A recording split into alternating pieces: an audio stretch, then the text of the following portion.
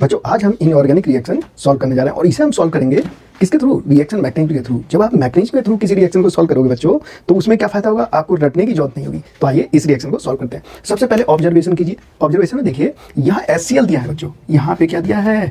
HCl दिया है। और ये क्या है? ये आपका एसिड है, ये एसिड है।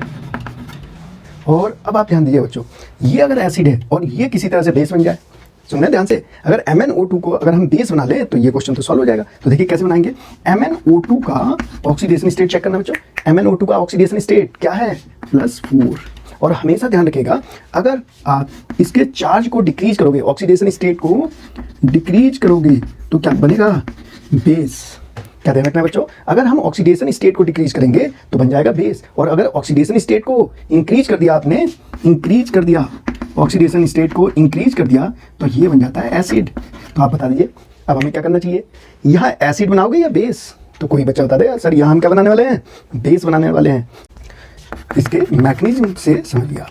आ जाओ बच्चों ध्यान दीजिएगा। सबसे पहले मैं इसका ऑक्सीडेशन स्टेट डिक्रीज कर देता हूँ। तो मैं यहाँ लिखूंगा MnO प्लस नेसेंट ऑक्सीजन। क्या मिली हमें? Nascent oxygen. क्या इसका ऑक्सीडेशन स्टेट डिक्रीज हो गया? देखना बच्चों, ये था +4, इसे चेक करेंगे +2, तो मैंने ऑक्सीडेशन स्टेट डिक्रीज कर लिया। इससे क्या फायदा हुआ? अब इसे मैं बेस बना लूंगा। कैसे बेस बनेगा? देखिएगा, MnO और इसके साथ लूंगा वाटर। तो वाटर को मैंने कैसे लिखा? OH2। अब बहुत से बच्चे सोचेंगे कि सर H2O लिख के आपने OH2 क्यों लिखा? तो ध्यान देना बच्चों, जो बेस होता है उसमें H बाद में होता है, जैसे NH बाद में आया, जैसे CaOH होल ट्वाइस, इसमें देखिए H बाद में आ रहा है। तो बेस में क्या होता है? H बाद में आता है। तो ये मैंने क्या लिखा? इसे बाद में लिखा। तो इसे मैं लिख लेता हूँ MnO2H2। और बच्चे कहेंगे कि ये कौन सा बेस है, ये तो हमने पढ़ा ही नहीं। तो इसे अरेंज कर लेते हैं बच्चों।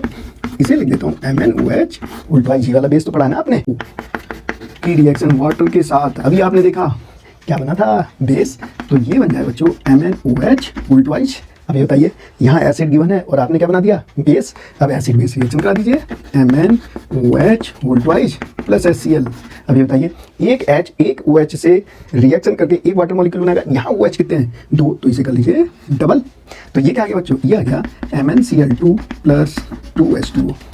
अब इसके बाद देखो बच्चों जरा ध्यान दीजिएगा, यहाँ पे इस नेसेंट ऑक्सीजन का क्या करने वाले हो? अभी नेसेंट ऑक्सीजन बच गया, तो ये किससे रिएक्ट कर लेगा? HCl से। देखिए कैसे, यहाँ पे लिखेंगे बच्चों 2HCl प्लस नेसेंट ऑक्सीजन। तो यहाँ से क्या मिल जाएगा? Cl2 plus H2O। अब ये कंप्लीट हो गया। देखिए सब न्यूट्रलाइज हो गया। अब जो कैंसिल हो रहा है उसे कैंसिल कर दीजिए। यहाँ से देखिए ये कैंसिल, MnO से कैंसिल, H2O से H2O कैंसिल, और देखिए MnOH होल ट्वाइस से ये कैंसिल। अब बाकी जो बचे है उसे नोट कर लीजिए। तो यहाँ आ गया बच्चों MnO2। अच्छा HCl देखिए 2HCl और 2HCl 4HCl। तो ये आ गया बच्चों, यहाँ आ गया MnCl2 प्लस 2H2O। देखो बच्चों ये क्वेश्चन सॉल्व हो गया। देख लीजिए ध्यान से, MnO2 जब 4HCl से रिएक्शन कराएंगे तो क्या मिलने वाला? MnCl2 Cl2 plus 2H2O। तो इसे बिना रटे हमने सॉल्व कर दिया।